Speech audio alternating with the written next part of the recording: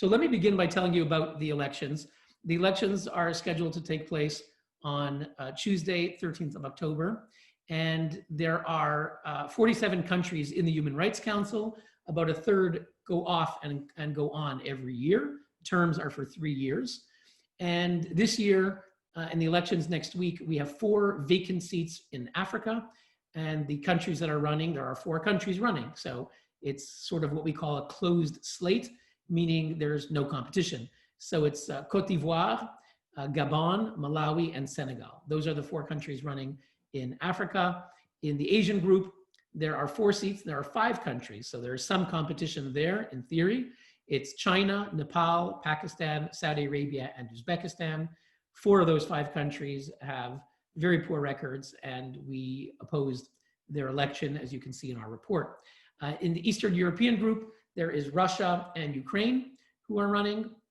Again, 2 seats available, only 2 candidates. In the Latin American group, there are 3 vacant seats, and there are only 3 candidates. Again, no competition. Bolivia, Cuba, and Mexico running in the Latin American group. Finally, in the Western group, which includes Western Europe, United States, and other countries, there are only 2 seats available and only 2 candidates, France and the UK. Again, no competition. So if you want to know how it's going to work, basically every country that's running, even if there's no competition, so Russia in the Eastern European group, Cuba in the Latin American group, there's no competition, but they still are obliged to get 97 seats. There's 193 countries who vote, and you must get at least 50% of the affirmative vote. So Cuba must get at least 97 votes. And in theory, if enough countries choose not to vote for Cuba, Cuba will not get elected, and the same goes for Russia. We know in practice that most countries, when they see no competition, they automatically, choose the candidates, but they're not obliged, and we urge all member states not to vote for those countries that have poor human rights records, even if there's no competition in their regional group.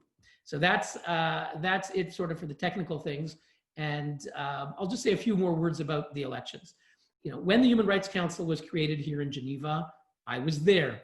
And the idea was that it would be a new and improved body that would choose countries based on their record on promoting and protecting human rights. The founding charter of the council says that. Resolution 60/251, adopted in March 2006, says that when candidate countries are running for election, they have to submit their record and should be chosen based on their record. It says that countries that become members are obliged to uphold the highest standards of human rights protection and promotion. Finally, in Article 8, it says that if countries commit gross abuses of human rights, they can be removed from the council. So when people tell you, well, everyone should be on the council and we want all countries and it should be a large tent, that's not what the United Nations decided.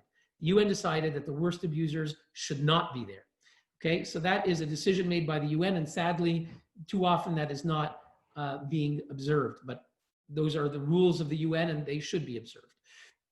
Finally, I want to make a very important point, is that we've come to a point now in 2020 where we've had now 14 years of elections since 2006, and sadly, too often, most of the worst abusers get elected. So what does that mean? It means that we have something called elections, and the result is that most likely, let's be honest here, most likely China, Russia, Cuba, Pakistan, Saudi Arabia will be elected next week. And the result is that those countries can go around the world and say, look at me, I have a badge of approval. I've been elected to the UN Human Rights Council, the world's highest human rights body. There were elections, we were elected. And that happens. The moment after the election happens, you will see media in all the countries that I mentioned and other countries that abuse human rights, you will see them proudly proclaiming how wonderful they are and how the world international community chose them to be on the highest human rights body. And we saw it. I'll just give you one example. In Canada, about 5 years ago, there was an interview with the Saudi ambassador in Canada, and the magazine asked him, they said, Mr. Ambassador, why should Canada send you military equipment when your country, Saudi Arabia, does very bad things with its military equipment?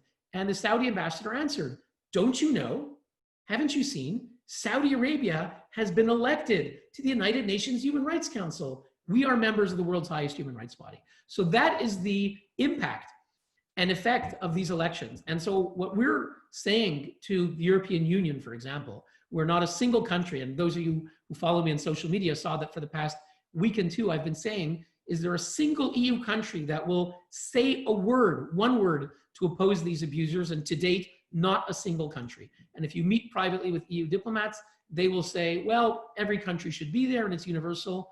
No, that's not what the UN criteria say. They say that abusers should not be there. And so our position today is that if next week, once again, we see that the worst abusers are elected, it means the elections are a total failure. And it means we shouldn't even have elections. And we should go back to what was considered back in 2006, which was that the Human Rights Council would be a universal body. Like in New York, there's the General Assembly. It has a Committee on Human Rights. It's called the Third Committee on Human Rights. And every country is a member. Okay, North Korea is a member, Syria is a member, Iran's a member, but nobody cares because you were not elected to be there. You're just there because every country is there. And so I think we seriously need to consider scrapping the entire election process, because it seems, and we'll see on Tuesday, but if indeed the countries that are being discussed here today are elected, it means the elections have no effect other than a negative effect. The negative effect of allowing those countries to parade themselves around the world as elected members, and it does not have the desired effect of actually keeping them off.